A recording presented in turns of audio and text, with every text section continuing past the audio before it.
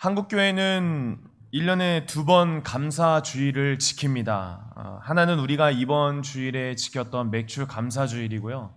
또 하나는 이제 가을쯤 찾아오는 추수 감사주일입니다. 맥주 감사주일은 그 반년 동안 지켜주신 하나님 은혜에 대하여 감사를 표현하는 주일이고, 추수 감사주일은 1년 동안 지켜주신 하나님에 대한 은혜를 감사하는 날이다라는 어떤 의미가 부여되죠.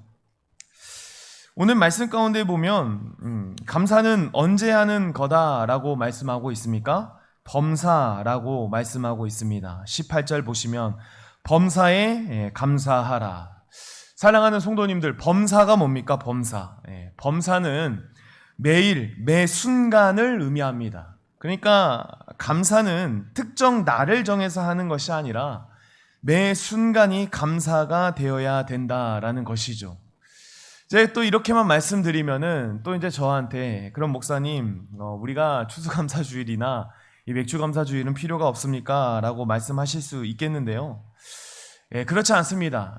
꼭 필요하다라는 거죠. 왜요? 인간은 연약하기 때문입니다.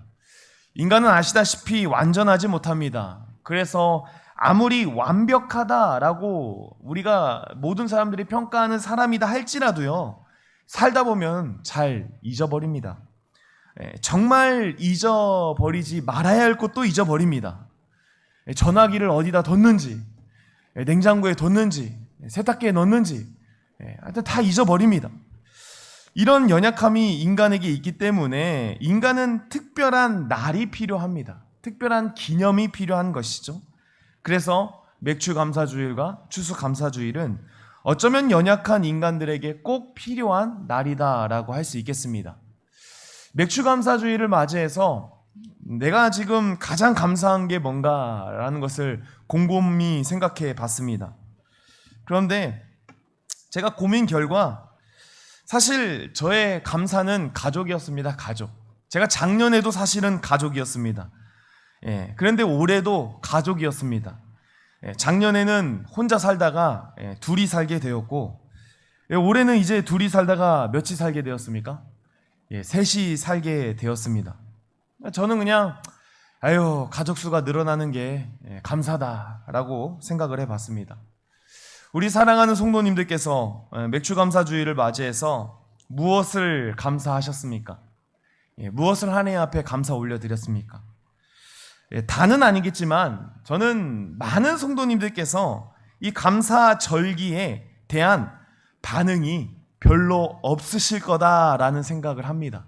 그러니까 쉽게 건조하다라는 거죠. 분명 감사주일을 맞이하는 우리 많은 성도님들이, 다는 아닙니다. 또 오해하지 마시고, 많은 성도님들은 분명 건조한 감사주일을 맞이했을 거다라고 생각합니다. 아마 건조를 넘어서요, 아마 때로는 스트레스를 받기까지도 했을 겁니다. 왜냐하면 꼭 감사주일을 맞이하면 저처럼 묻는 사람이 있기 때문이죠. 뭐 감사하셨어요? 안 그래도 감사할 거 없는데 물으니까 어떻게 되는 거죠? 더 막 스트레스까지 받는 거죠. 제가 주일날 말씀드렸습니다. 감사, 방앗간과 같다. 왜 방앗간과 같다고 했습니까? 짜고 짜야 나오는 것이 감사가 되어버렸기 때문이다 라고 말씀드렸습니다. 여러분 한번 생각해 보십시오. 하나님 입장에서 짜고 짜야 나오는 감사를 하나님이 정말 감사하다라고 여기실까요? 그 감사 내가 받겠다라고 생각하실까요?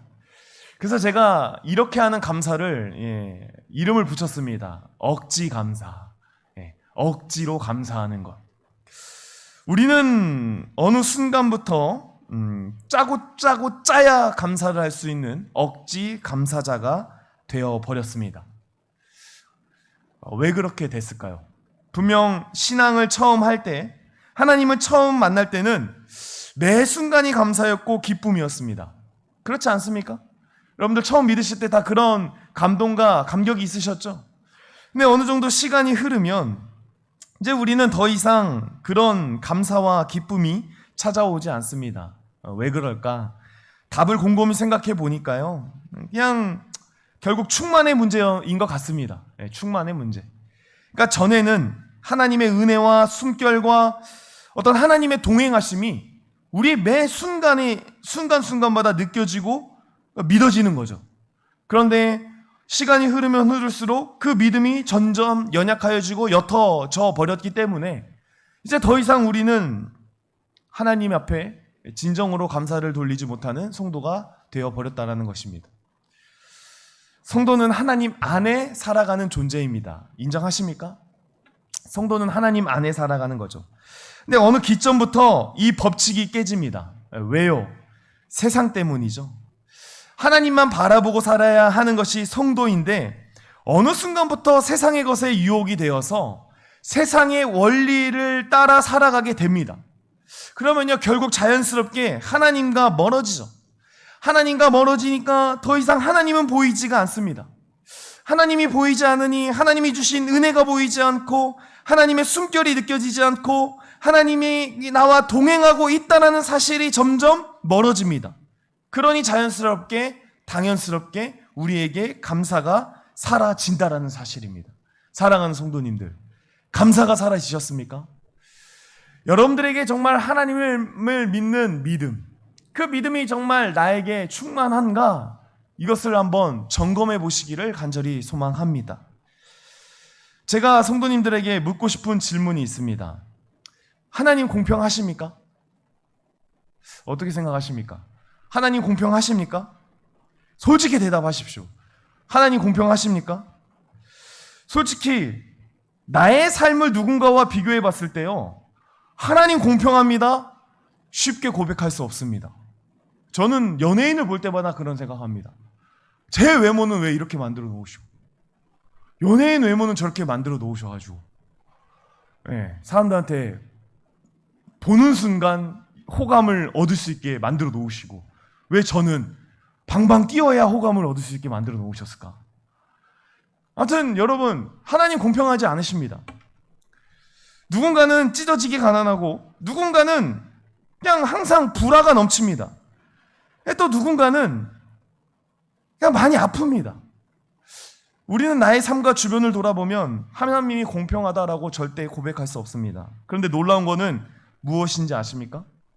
이런 상황 가운데서도 누군가는요, 신앙으로 하나님이 공평하시다, 하나님은 감사한 분이시다라고 고백하는 사람들이 있다는 겁니다. 혹시 너무나 잘 아는 찬양 아시죠? 나 가진 재물 없으나. 찬양 다 아시죠? 아마 이 나 가진 재물 없으나 찬양 다 아실 건데 이분에 대한 일화도 다 아실 겁니다. 이분이 누구신지. 이분이 송명희 씨, 송명희 시인이시죠? 이분이 이제 소아마비 장애를 가지고 있는 시인입니다. 여러분, 우리 몸에 소아마비 장애가 있습니까? 없죠. 제가 만약 소아마비 장애가 있었다면 삶을 비관적으로 바라볼 수밖에는 없을 것 같습니다. 도대체 내 삶은 왜 이래? 나는 대체 왜 이렇게 태어난 거야? 근데 놀랍게도 이 송명희 시인이요, 자신의 삶을 만족한다는 겁니다. 근데 놀랍게도 만족을 넘어서 그녀는 엄청난 고백을 하고 있다는 것이죠. 제가 그분이 쓴 그 시집의 에필로그라고 하죠. 한번 읽어드리겠습니다. 잘 들어보세요. 읽어보시고 내가 이런 상황이면 하나님 공평하다라고 말할 수 있을지 한번 생각해 보십시오. 1963년 어느 초여름 나는 태어났다. 어머니의 양수가 터져 9달 만에 세상에 나온 나는 여물지 못한 계란처럼 힘없이 살다가 생후 일주일쯤 지난 하루 저녁 동안 숨이 멈추었다. 그래서인지 나는 뇌성마비 장애인의 삶을 살게 되었다. 자유롭지 못한 몸과 가난한 집안 살림에 여러 가지 억누르는 환경들이 나를 날마다 서글프게 했지만 그 속에서 17세의 방언과 설레이던 가슴으로 하나님을 만나서 사는 목표를 가졌다. 초등학교 문턱조차 밟지 못한 나에게 하나님은 시를 불러주셨다. 그리고 1985년 매스컴을 통해 나는 세상에 알려졌고 저서 25권을 써 하늘의 시인으로 불리워졌다. 그러나 무리한 활동으로 목 디스크를 얻어 전신 마비가 되었고 온몸의 통증으로 시달리고 있다.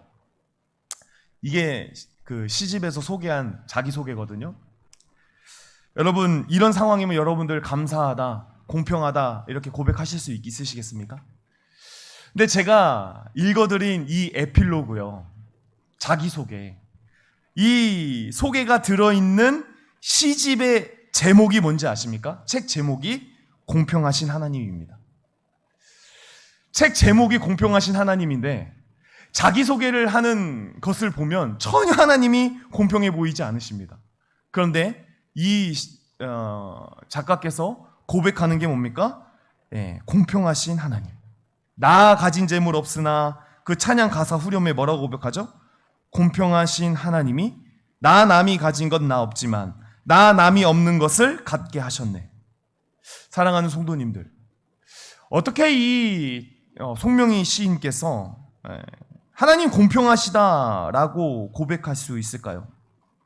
그것은 그가 하나님의 마음과 하나님의 은혜를 깨달았기 때문입니다. 여러분, 사람의 눈으로는요, 인간의 눈으로는요, 결코 하나님이 공평하다라고 이야기할 수 없을 뿐더러 인간의 삶 자체를 만족할 수도 없습니다. 그러나 하나님의 마음과 하나님의 은혜를 눈을 들어 깨달을 때, 눈을 들어 산을 볼 때, 상황과 환경을 뛰어넘는 하나님의 공평을 고백하게 된다라는 것입니다. 제가 이것을 정확하게, 장황하게 말씀드리는 이유는 감사도 마찬가지입니다. 감사도 누구를 바라봐야 가능할까요? 하나님을 바라봐야 비로소 가능하다라는 겁니다. 흔히 어떤 사람들은 자신의 기준으로 어떤 플러스 요소가 나타났을 때 감사를 말하죠. 쉽게 물질을 많이 벌거나, 자녀가 좋은 대학을 가거나, 어떤 병에서 회복이 되거나, 어떤 좋은 일이 발생하거나 할 때 사람들은 감사라고 이야기를 합니다. 근데 여러분, 정말 이럴 때만 하는 게 감사일까요? 정말 이런 것들만 진짜 감사일까요? 놀라운 것은 뭔지 아십니까? 오직 하나님을 바라보며 하나님의 은혜를 깨닫게 되면 어떤 상황이 와도, 심지어 사람들이 보기에 저주에 가까운 삶이라 할지라도 감사가 터져 나온다라는 것입니다. 오늘 말씀, 범사에 감사라는 것도 결국 모든 상황에 감사하다라는 의미를 가지고 있는 것 아니겠습니까? 세상의 사람들과 기독교인이 다른 게 무엇입니까? 이 점이 다릅니다. 세상의 사람들은 어떤 주어진 환경 안에서 정말 비관적인 역사가 일어났을 때 절대 감사할 수 없습니다. 그러나 기독교인들은 그 상황과 순간 속에서도, 비록 다른 사람들이 보기에 내가 정말 저주 같다, 너 어떻게 그렇게 사니? 라고 말하는 상황 가운데서도 감사할 수 있는 사람들이 바로 신앙인, 기독교인이다라는 것이죠. 그래서 사실 세상의 사람들이 우리를, 기독교인들을 어떻게 봐야 됩니까? 희한하게 봐야 되는 것이죠. 좀 별나는 사람들로 봐야 되는 것이죠. 우리가 잘 알고 있는 날 구원하신 주 감사, 찬양 좋아하시죠? 날 구원하신 주 감사, 찬양 잘 하시죠? 그때 그 찬양을 고백하면서 여러분들은 어떤 마음으로 고백하십니까? 근데 찬양의 가사를 보시면 긍정적인 내용도 있지만 정말 부정적인 내용도 있거든요. 제가 읽어드릴게요. 응답하신 기도 감사, 거절하신 것 감사. 거절하신 것 감사하실 수 있으십니까? 아픔과 기쁨도 감사, 절망 중 위로 감사. 절망 없음 감사가 아니라 절망 중 위로 감사. 그 다음에 보시죠. 길가의 장미꽃 감사, 장미 가시도 감사. 하나님, 장미꽃까지는 감사할 수 있습니다. 그러나 장미꽃 가시는 좀 너무하지 않습니까? 그게 우리의 상황일 수 있는데요. 그러나 정말 하나님의 은혜와 하나님의 숨결과 그리고 하나님을 제대로 깨달은 성도라고 한다면요, 이런 감사가 터져 나올 수밖에 없다라는 것이고, 이것이 바로 신앙의 힘이다라는 것입니다. 우리가 이런 감사를 가지고 살 때 우리의 삶이 누구도 범접할 수 없는 놀라운 역사의 현장이 될 수 있다라는 사실이죠. 출애굽 이후 시내 광야에서 40년간 머물렀던 이스라엘 백성들, 어려움 만날 때마다 하나님께 원망과 불평했습니다. 왜 그랬죠? 하나님의 은혜를 외면했기 때문입니다. 오늘 말씀의 배경이 되는 데살로니가 성도들도 당시 여러 가지 어려움의 직면에 있었습니다. 그런데 이런 상황에서 바울은 하나님께 불평하지 말고 감사하라고 말합니다. 왜 그렇습니까? 이미 그들에게 하나님의 은혜가 시작되었기 때문이었습니다. 사랑하는 성도님들, 성도는 어떠한 상황에서도 감사할 수 있는 힘이 있습니다. 왜 그렇습니까? 여전히 우리의 삶은 하나님이 동행하고 계시기 때문입니다. 또한 비록 내가 보기에는 정말 나의 삶이 정말 쉽게 팔자가 사납다라고 생각할 수 있으시겠지만, 중요한 것은 하나님이 우리를 최고의 길로 인도하고 계시다라는 것입니다. 또한 여전히 하나님은 저와 여러분들에게 넘치는 은혜를 부어주고 계시기 때문에 우리는 오늘도 하나님 앞에 집중만 하면, 그런 하나님을 우리가 바라만 보면, 그런 하나님을 우리가 믿고 신뢰만 하면 얼마든지 상황을 뛰어넘는 감사가 넘칠 수 있다라는 사실입니다. 그냥 생각해 봤습니다. 내가 가시적으로 지금 하나님의 은혜가 있다라는 것을 어떻게 깨달을 수 있을까? 그래서 생각난 게 첫 번째는 그냥 지금도 살고 있다라는 것이죠. 그게 참 하나님의 은혜라고 생각했습니다. 내가 지금도 살고 있구나. 내가 지금도 숨이 붙어 있구나. 하나님의 은혜다. 그리고 두 번째는 내가 지금도 잘 먹고 잘 자고 있구나. 굶지는 않지 않습니까? 오늘 우리 시대는 굶지는 않죠. 안 먹고 싶어서 탈이지, 많아서 탈이지. 그래서 하나님의 은혜가 있구나. 근데 이거 두 개는 그렇다 치고요. 가장 중요한 것은 그것입니다. 마지막, 우리는 구원을 받아 하나님 나라를 마음에 품고 소망 가운데에 살아가고 있는 존재구나. 이게 우리가 진짜 하나님 은혜가 아직까지 우리 가운데 있다라는 것 깨닫게 됐다라는 거죠. 여러분, 인생은 과정입니다. 과정. 여러분, 무슨 말씀인지 아시겠죠? 그리스도인들의 인생은 종착역이 아니라 과정입니다. 무슨 과정입니까? 우리가 하나님 나라에 들어가기 위한 과정이죠. 과정. 그렇기 때문에 우리의 모든 순간이 감사가 되는 것입니다. 제가 새벽에도 말씀드렸지만 우리 청년들 중에 헬스를 열심히 하는 남자들이 많습니다. 근데 제가 이렇게 유심히 봤을 때 운동 열심히 해서 몸이 아파 죽겠는데 이것 가지고 불평불만하는 청년 한 명도 못 봤습니다. 오히려 몸 이렇게 무거운 거 많이 들고 막 이렇게 힘내서 이렇게 운동하고 와서요, 몸이 아파 죽겠는데 그거를 뭐라고 합니까? 그거를 감사합니다. 왜 그런지 아십니까? 몸은 아프면 아플수록 더 어떻게 되는 것이죠? 더 발달되기 때문입니다. 더 쫙쫙 갈라진다고 하죠. 그렇기 때문에 더 감사를 하는 거죠. 왜 성도 가운데에 감사가 없을까? 왜 성도들 가운데에 감사를 편식할까? 자꾸 우리는 이 땅이 전부라고 생각합니다.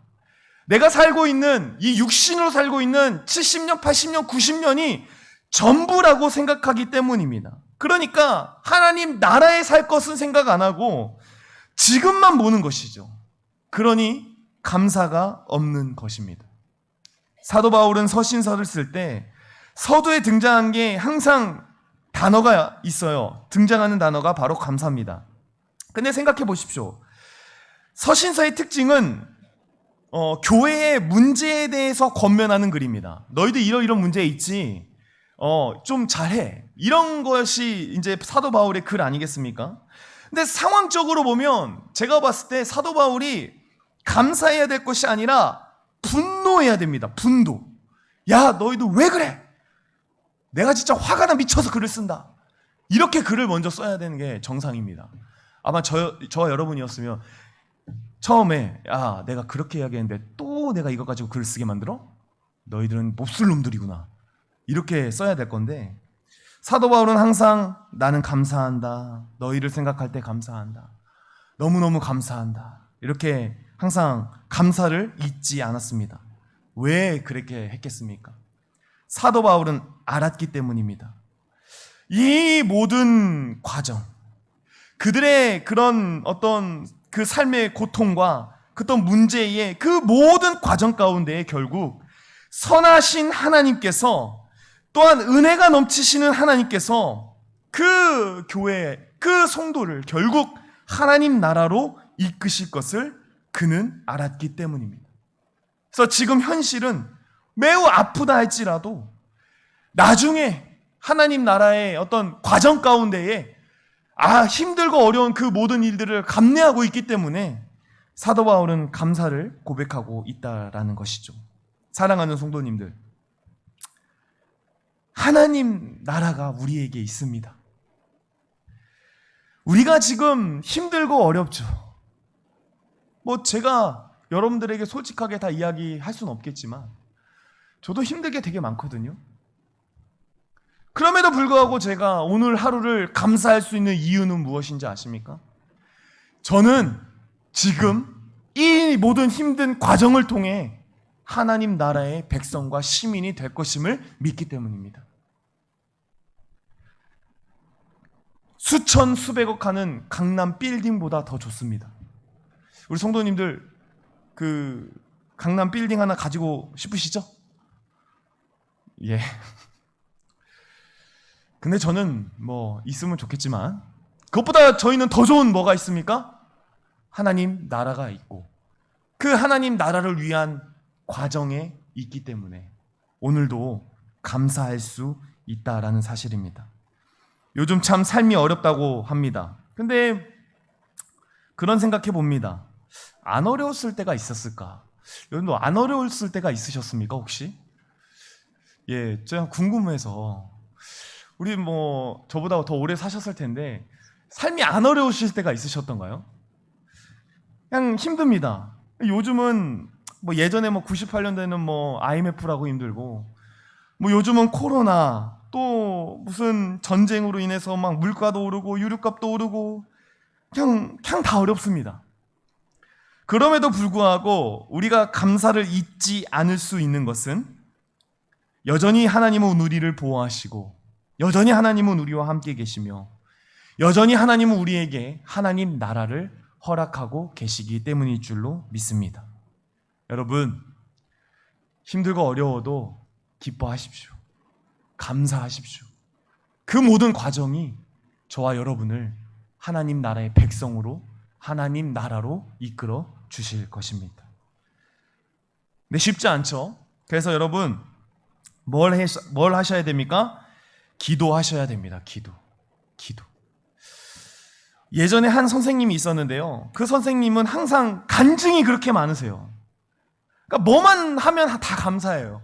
이것도 감사, 저것도 감사. 그래서 제가 너무 궁금해서 그 선생님을 분석했어요. 이렇게 분석을 했어요. 아니, 뭐만 하면 감사하고 너무 신기하지 않습니까? 이것만 하면 감사, 저것만 하면 감사. 그래서 제가 분석을 했는데 근데 그분은 다른 게 없더라고요. 그분은 기도가 있었습니다. 기도. 그냥 단순한 기도가 아니라 자신의 삶의 하나하나를 하나님께 구하는 기도였습니다. 제가 주일에도 말씀드렸지만 그분 정말 항상 기도하는 분이었습니다. 매 순간마다 하나님을 의식하며 심지어 옷을 하나 고를 때도 장을 하나 볼 때도 요리를 할 때도 항상 하나님과 함께 한다라는 마음으로 하시는 분이었습니다. 그러니까 그분이 항상 말할 때 입술 가운데에 뭐가 있었냐? 항상 감사가 있었다는 거죠. 시편 142편 7절에 이렇게 말합니다. 내 영혼을 옥에서 이끌어내사 주의 이름을 감사하게 하소서. 주께서 나에게 갚아주시리니 의인이 나를 두드리이다. 시편 기자 뭐라고 고백하고 있습니까? 감사할 수 있게 해달라고 기도하고 있다라는 것입니다. 감사도 기도하는 사람이 할 수 있습니다. 감사하게 해주십시오라고 기도하는 사람, 그리고 매 순간 기도하며 사는 사람. 우리가 감사할 것이 없다라는 것, 그만큼 우리 문제에 있어서 하나님 앞에 간구하지 않는 것이 많다라는 것입니다.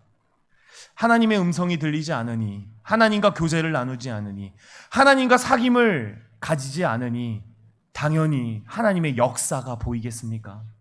내 삶에 하나님의 역사가 보이겠습니까? 기도하지 않고 말씀 보지 않으니 하나님은 이런 것들을 좀 해봐라 라고 여전히 우리에게 말씀하시는데 그것들을 귀 막고 외면하고 있으니 당연히 감사가 없을 수밖에 없다라는 사실입니다. 하나님을 신뢰하는 저와 여러분이 되기를 간절히 원합니다. 그 신뢰하는 사람은 누굽니까? 곧 기도의 사람입니다. 그 사람에게 복은 범사에 감사할 수 있음입니다. 기도하는 사람의 최고의 복은 하나님의 은혜를 깨달으며 하나님의 숨결을 맡으며 그로 인해 항상 범사에 감사할 수 있는 것, 그게 최고의 복이다라는 것입니다. 부디 소망하기로는 감사절을 맞이해서 그냥 일정량의 헌금 내시고 나는 하나님께 감사 표현했어, 그렇게 만족하고 넘어가지 마시고, 하나님 물질 좋아하시겠습니까?